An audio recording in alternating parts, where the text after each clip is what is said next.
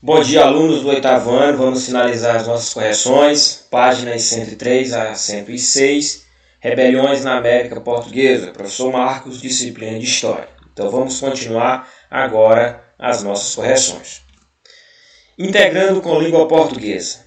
A obra Cartas Chilenas, de onde retiramos o trecho a seguir, apresenta dois personagens principais: Critilo, o autor das cartas, e Doroteu, o destinatário delas.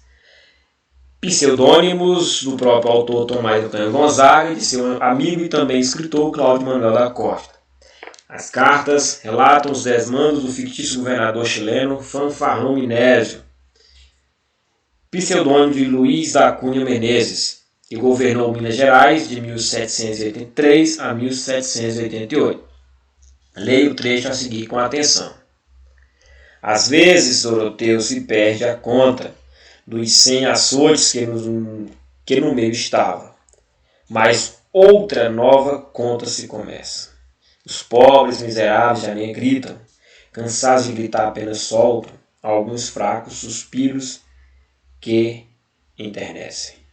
Pois és, prezado amigo, muito fraco. Aprende a ter o valor do nosso chefe, que à janela se pôs e a tudo assiste, sem voltar o semblante para ele arca. E pode ser, amigo, que não tenha esforço para ver correr o sangue, que em defesa do trono se derrama. Nos 6 primeiros versos, Critilo, o autor da carta, descreve uma cena comovente. Que cena é essa? Lá no início. Às vezes Doroteu se perde a conta dos 100 açoites que no meio estava, mas outra nova conta se começa. Os pobres miseráveis já nem gritam, cansados de gritar apenas soltam alguns fracos suspiros que enternecem, ou enternecem no caso. Então o que nós temos? Nós temos a cena de aplicação de um castigo físico, ou seja, no caso, o açoite. As vítimas eram pessoas livres, mas geralmente pobres, ou escravos acusados de extraviar ouro e diamante, como também praticar outros atos considerados ilegais. 2. Na sequência, o autor da carta dialoga com seu destinatário, Doroteu, imaginando a reação dele à cena descrita. Que sentido podemos atribuir à palavra fraco no verso? Pois és, prezado amigo, muito fraco? O que isso quer dizer? No verso, a palavra fraco tem o sentido de sensível a cenas cruéis, como a descrita no trecho. Então, basicamente, é como se a pessoa não estava contente com os açoites aplicados. 3. Nos versos sublinhados, Critilo descreve a reação do chefe, o personagem Fanfarrão Minésio, dando um conselho irônico ao seu amigo Doroteu. Interprete. Que característica é atribuída ao chefe? Então nós temos lá os versos sublinhados. Aprende a ter o valor do nosso chefe, que a janela se pôs e a tudo assiste, sem voltar o semblante para ele arga. E pode ser amigo que não tenha esforço para ver correr o sangue, que em defesa do trono se derrama. Então, que característica é atribuída ao chefe? Basicamente, uma pessoa que não está preocupada com o sentimento do outro. Onde, de certa forma, o chefe ele não sofria diante das ações de crueldade aplicadas. Letra B. Nos dois últimos versos, o autor afirma que se derrama sangue em defesa do trono.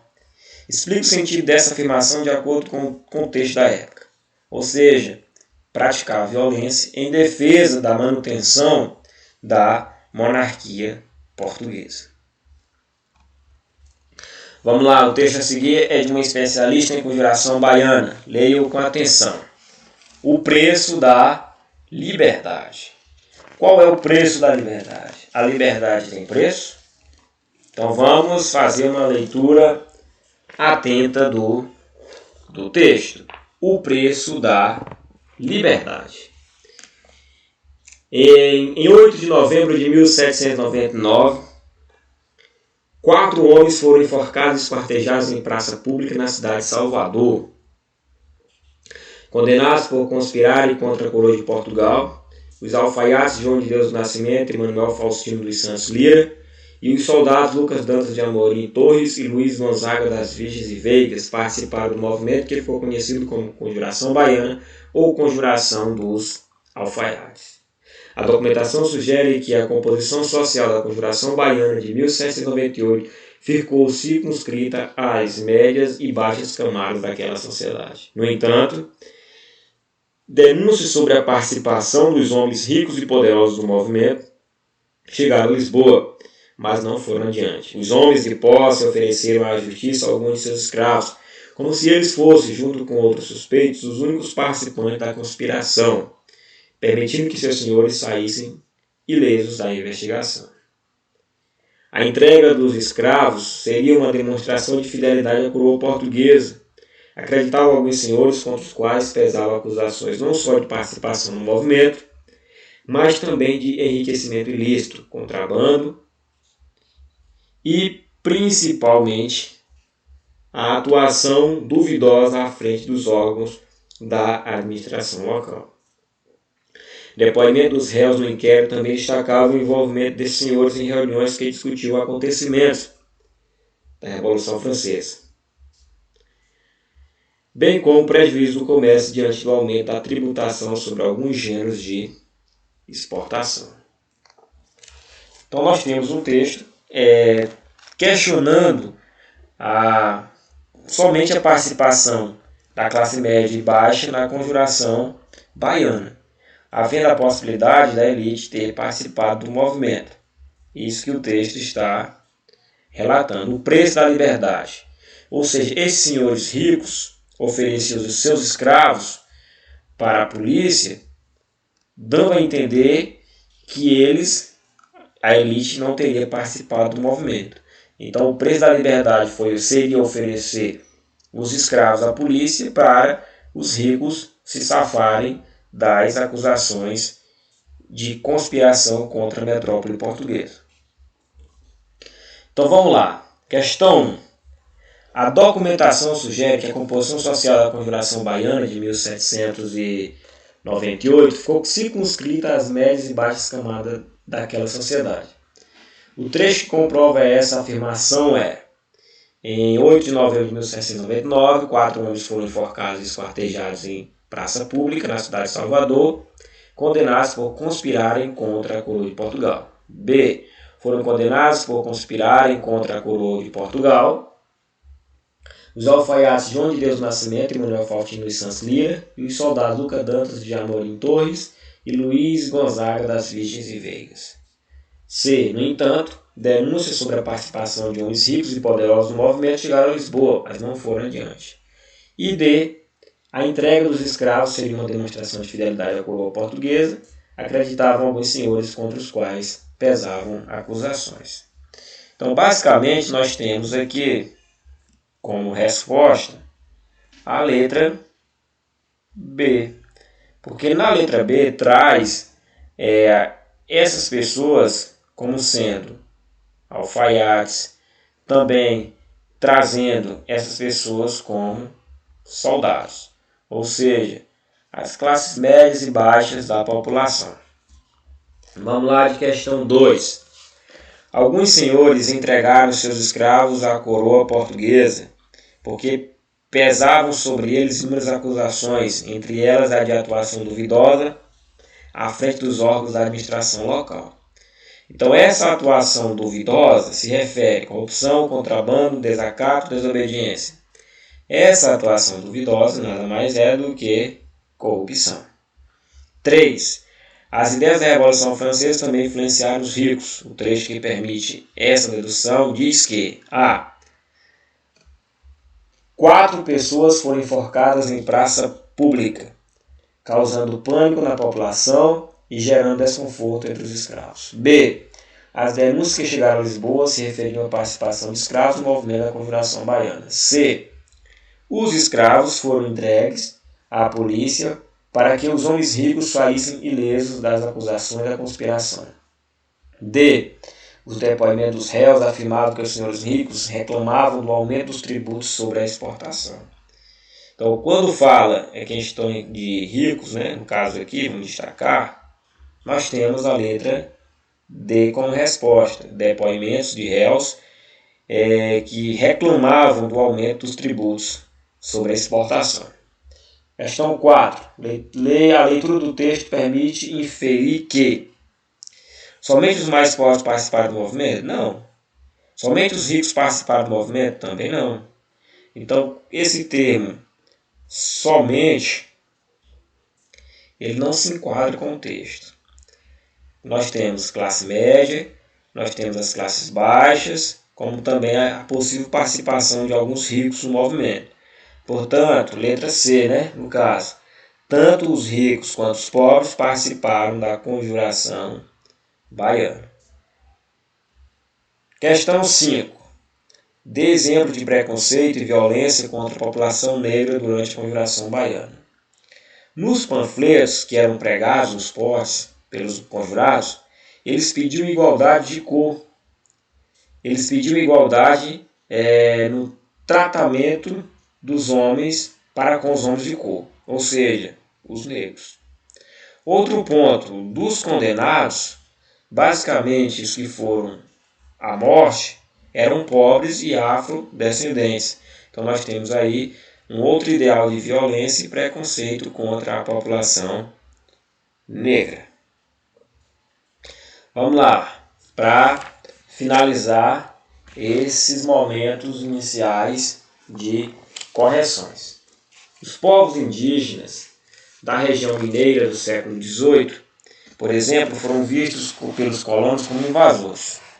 Na verdade, eles reagiam à escravidão e à ocupação de suas terras. Veja o que 2 historiadores dizem sobre o assunto. O ouro vermelho de Minas Gerais. O primeiro nome das terras de Minas Gerais no início do século XVIII não foi Minas. O primeiro nome das terras das Minas Gerais no início do século XVIII foi Mina dos Cataguases, uma referência ao grupo indígena de procedência G, que habitava várias regiões do sertão. Se a história de Minas é relacionada à busca de riquezas minerais em Conferência Mineira, ela também esteve essencialmente associada aos índios, o ouro vermelho, como a eles se referiam os colonizadores. Durante a segunda metade do século XVIII, dezenas de bandeiras devassaram todo o território, em uma guerra não declarada que afugentou, exterminou, aprisionou e escravizou populações indígenas de diversas procedências étnicas. A violência contra os índios não ocorreu apenas no início da Corrida do Ouro, como imaginaram alguns, mas persistiu ao longo de todo o século XVIII. É verdade que os diversos povos nativos da região, incluindo Coroado, Pori, Botocudo, Camacã, Pataxó, Machacali, Caiapó, entre outros,